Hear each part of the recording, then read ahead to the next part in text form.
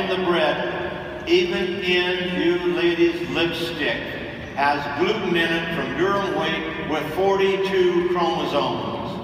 And you wonder why we have all the problems that we read and hear about, and many experience called celiac, called gluten intolerance, allergy. And look at what comes up. You need to become aware of what hybridization is doing to you as a human being and how it's compromising your digestive system.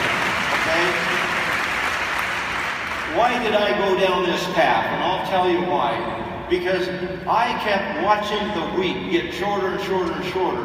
Because I grew up and we harvested oats, and we harvested barley, and we harvested wheat on our ranch as a boy, and it was tall. It was above my head when I was a little boy. Nancy and I used to walk behind my dad as he was cutting with the horses with a machine called a binder. 3 horses abreast.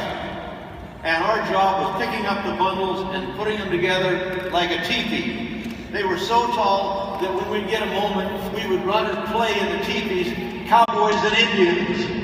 Okay? And then all of a sudden, now I'm a teenager and I see a wheat field and it's this tall, and I think, that's impossible. I wasn't that short. I was short, but I wasn't that short. And so what's happening here? Well, it was interesting. I had some wheat seed. Mary had wheat seed. Her mother had some wheat seed that had been in storage for over 30 years. And so I said, I'm going to take it down to the farm and plant it. So I took it down to the farm and planted it, and it grew up to my waist. Because it was second hybridization, not fourth and fifth. But yet it grew taller. I harvested it the old-fashioned way.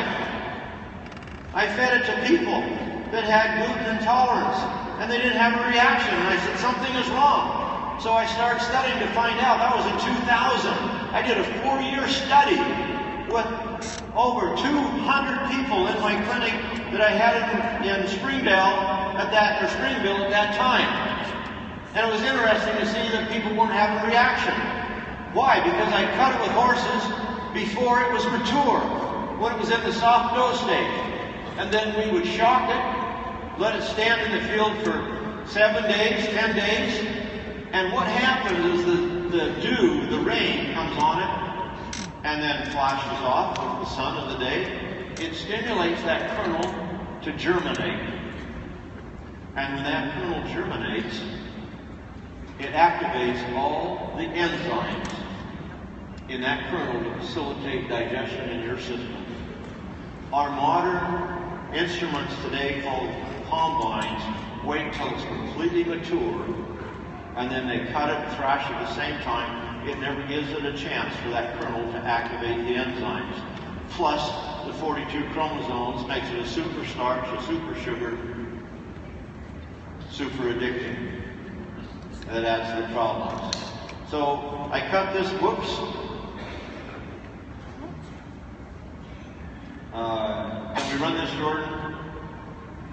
No? There we go. Okay. This is a little video that I clipped because I want you to see this. This was a very fascinating discovery in Turkey. They first identified this archaeological site in 1994. It took several years to get permits from the Turkish government before they were able to start excavating. Once they started excavating, they made one of the greatest discoveries in modern times. For me, this is one of the most exciting sites of modern archaeology.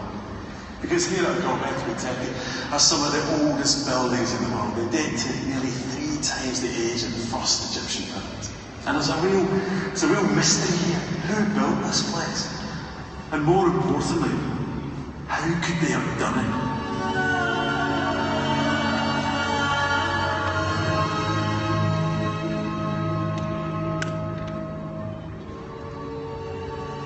This dates back over 12,000 years ago, when the people were hunters and gatherers, supposedly. This astonishing structure is 12,000 years old.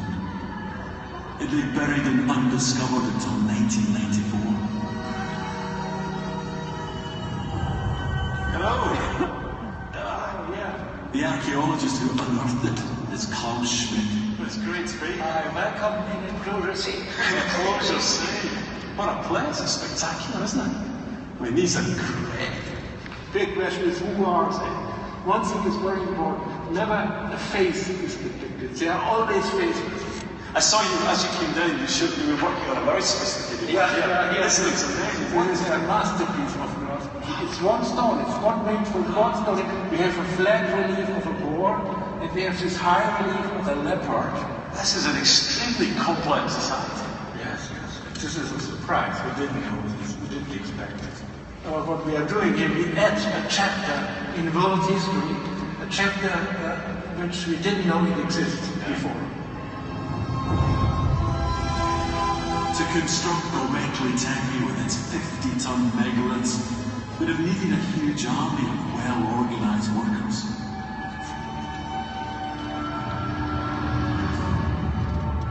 Yet 12,000 years ago was the Stone Age, a time when people were supposed to be hunter-gatherers living in small groups.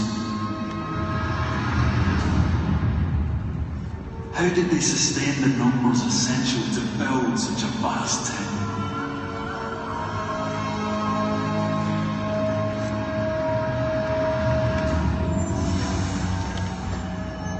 The answer lies a short distance away.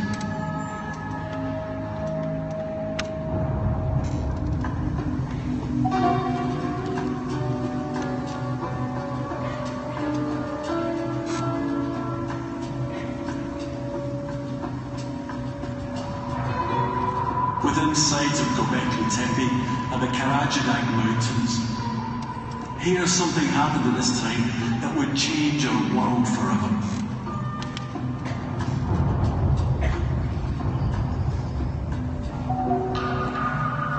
It was all to do with one particular type of grass. It's an ancient type of wheat which grew totally wild, just as it does today. It's called Einkorn wheat. Now this is what you're going to see coming up here that's very fascinating.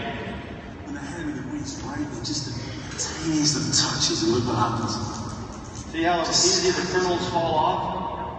That's because that's the way it was created, so it would reseed, it would regenerate, create a crop for the next year. Now look at this. Two types of wheat.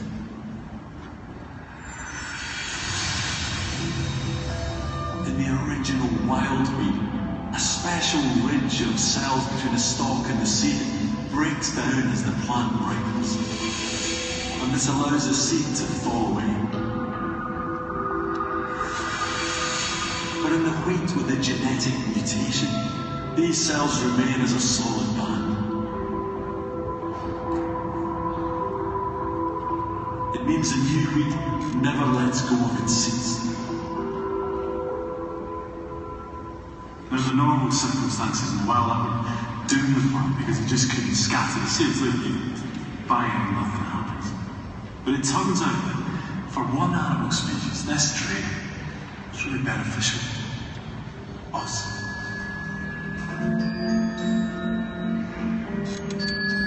So through hybridization, what it did, it changed the genetic structure for reproduction.